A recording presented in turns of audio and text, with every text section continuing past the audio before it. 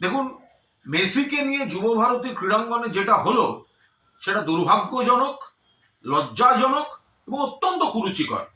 কিছু লোকের হ্যাংলামির জন্য এরকম একটা লজ্জাজনক পরিস্থিতি কলকাতার উপর হলো।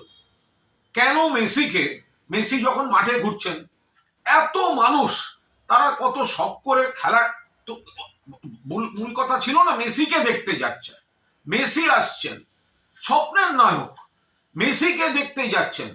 তো মাঠের মধ্যে যখন মেসি ঘুরছেন, তো বাকিরা মেসিকে একটু সামলে শুধু শুধু তার নিজস্ব দেহরক্ষী দিয়ে একটু ভিড় থেকে আগে মানুষের দিকে তাকিয়ে হাত নাড়তেন। তারা যারা এই এত দামি টিকিট কেটে দেখতে এসছেন তারা দু চোখ ভরে দেখতেন। তো সেটা করা গেল না। এত কিসের হ্যাংলামি? এই কয়েকজনের যে আধিক্যতা দেখছি, এটা কিসের? এটা মেসি দেখা না নিজেকে জাহির করা? এটা কি হ্যাংলামি হলো? ফলে দূরে যারা বসলেন, যারা গ্যালারিতে টাকা দিয়ে গেছেন, ওই ভিড়ের মধ্যে দেখতে পাচ্ছেন না। কোনো পরিকল্পনার মা বাবা নেই।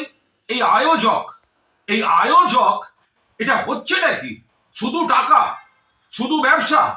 আর যে ক্রীড়া প্রেমীরা এখানে গেলেন, পুরো যুবভারতী ভরিয়ে, অনেক বড় ডার্বিতেও এত লোক হয় না। সে মানুষগুলো কিন্তু সকালে গেছে শুধুমাত্র মেসিকে দেখবে বলে। মনে রাখবেন 2011 খেলা হয়েছিল, মেসি খেলেছিল আর্জেন্টিনা ভেনেজুয়েলা।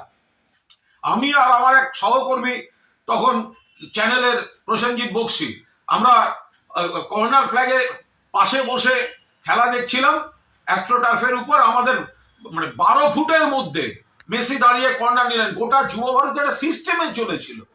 এটা কি? যারা মাঠের মধ্যে, একটা মানুষ গ্যালারিতে বসে সে কি দেখবে ওই ভিড়ের মধ্যে? কোনো পরিকল্পনা থাকবে না। মাননীয় মুখ্যমন্ত্রী পৌঁছবার আগেই মেসিকে বেরিয়ে যেতে হচ্ছে। জল ছুঁড়েছেন কিছু দর্শক, জল ছোড়াটা হয়তো অন্যায়, উচিত নয়, আলাদা। বাট তাদের ক্ষোভটা কি করে অস্বীকার করবো? যে মানুষটা এত দামি টিকিট কেটে সকালবেলা নীল সাদা জামা পরে মেসিকে দেখবেন বলে গেছেন, তিনি যদি দেখেন দূরে ওই একটা জটলা শুধু ঘুরে বেড়াচ্ছে, এই হ্যাংলাগুলো কারা? এই আয়োজকটা কে? এরা শুধু ওই টাকা তুলে দামি করে নিজেদের টাকাটাকে সুরক্ষিত রেখে অন্য জায়গা থেকে স্টারদের এনে ঘুরিয়ে দেয়া, ইয়ার্কি মারার জায়গা পায়নি। এদের বিরুদ্ধে ব্যবস্থা নেওয়া উচিত। আমি এই ক্রীড়া প্রেমী যারা সাত সকালে যুবভারতীতে মেসিকে দেখতে গিয়ে বঞ্চিত হয়েছেন, তাদের আবেগ এবং ক্ষোভকে পূর্ণ সমর্থন করছি।